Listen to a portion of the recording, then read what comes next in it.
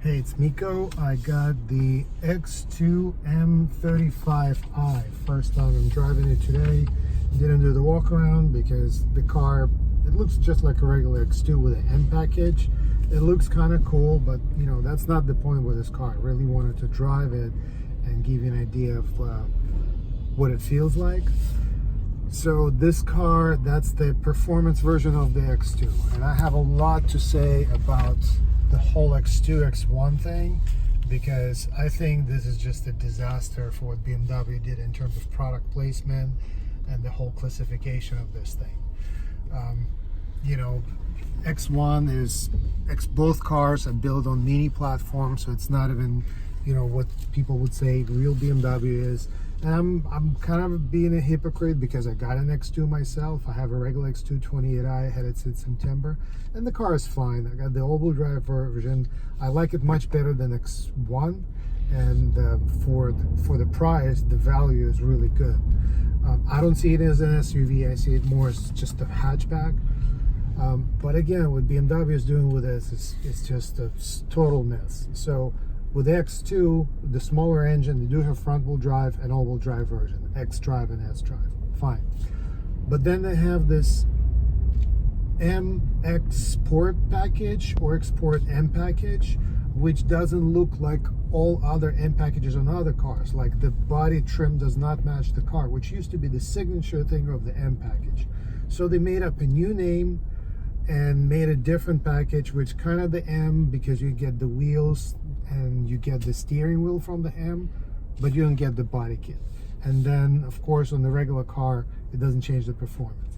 Then the whole, like the models of the car. So the 28i, why is it 28i? Why is it not 30i like the X3, or you know, if they change all other cars to like 330 instead of 328, why this one is still 28i? Why is the confusion? And then this is a 4-cylinder turbocharged car, so it's another thing. This is the first time BMW, at least for years, they're doing M car that's not a 6-cylinder. I guess that's a sign of times. I'm okay with that. But now it's M35i. Why is it not M40i? It's too confusing, and I don't like it. But I'm gonna shut up for now for a second. We're going on the freeway, and it's just really, the point is to see what it feels like. So the redeeming point of this car is that it is all-wheel drive, so even though it's front-wheel drive based, you get really good traction. And two is this engine puts out 302 horsepower, which is a lot, which is really a lot for a 4-cylinder engine. You know, that's what 2013 M3 used to pull out of horsepower. No, I'm taking it back, not a horsepower, but torque, it's really close. So it's a beast in terms of power, but it still sits on the same platform, so I'm still in comfort mode. Shifts well, and yeah, it goes really fast. Yeah, that's, you know, that's expected, that's fine. But horsepower is cheap. Again, I'm never impressed by horsepower. There are cars right now with 700 horsepower.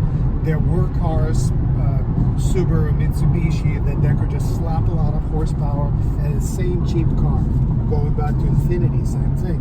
You know, Infiniti G35, G37, the new one Q, whatever. Those are beasts in terms of power, but once you sit in it and just the feel of the car, that's still a Nissan. You know, that's not right there. So I don't like this whole idea. I like how BMW did this. I don't like that it's so different from anything else they're doing in terms of, you know, different engine, front-wheel drive. Not a fan. But then, you know, now that I talk shit for so long, I'm just gonna enjoy it. Actually, you know, try to look at the positive. And the positive is that, you know, my car, my X2, is fine to drive. It handles well on turns in the snow. I took it up in the mountains, and actually was better than my previous car, which was 3 Series hybrid. It was quieter, it handled better, so just overall better driving experience. And my car lacks a little bit on the power. I'll give it that. Even though it's lighter than the 3 Series, you compare it to 330i, previous model, you do feel the difference between the engines. They're both 4-cylinder turbocharged, supposedly same displacement, but there's definitely a difference. This makes up for it. This is plenty of power. The question is does it make up for it being the same shell? This is a $52,000 car. The base price is $46,000, and this one has, like, I guess, the premium package with bigger screen and head-up display. But then you look at this display, driver display, that's just cheap. I'm just not impressed. They have the technology. They have all kinds of newer, nicer displays. Even if you look at the 2-3-year-old 328i with the bigger display, it'll be bigger digital display than this thing. So again, I'm kind of going back on that.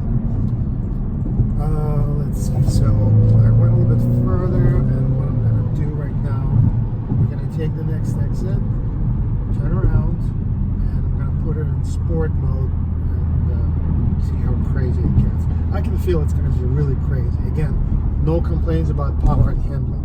One thing though, even the regular X2, 18-inch wheels are standard, and it's fairly stiff car with a short wheelbase.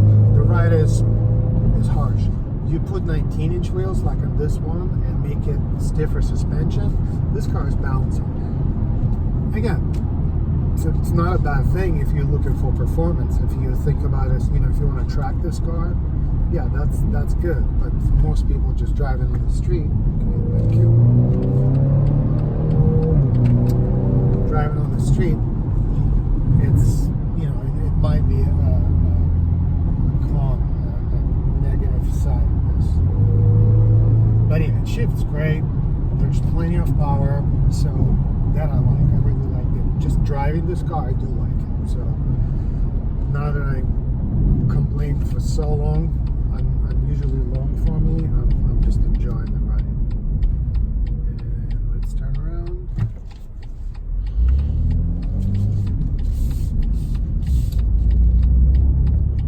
Green light here.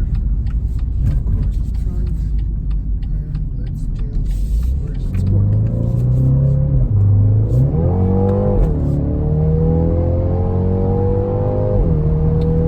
Well, okay, so that's what you pay for. Yeah, if you're paying $52,000, it drives like it. So, not a problem with the 4-cylinder. Sounds good. Shifts really well. This is a regular sport transmission. It's not DCT or anything like that. Oh, here's another funny thing. Look at this shifter. I literally laughed when I saw it, because this shifter was the same shifter they had for all BMW's new models that came out from 2010 until X1, X2 came out, and it got like a mini shifter which actually moves, not a joystick. Now that the new X5 and the new X5 M5 3 Series getting updated joystick shifter, this one gets the older shifter from 3 years ago.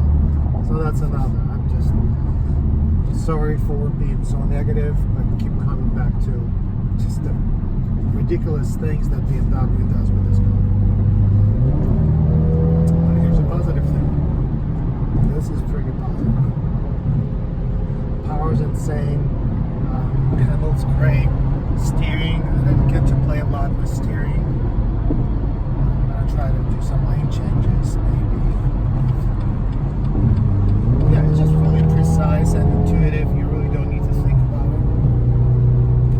Holds the road really tight, not too stiff, so no problems here.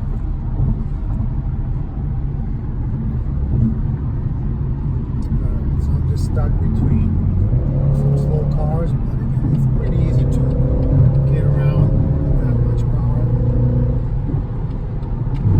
And that's a lot of fun. And now, like, if you turn a little bit on high speed, the car's really solid.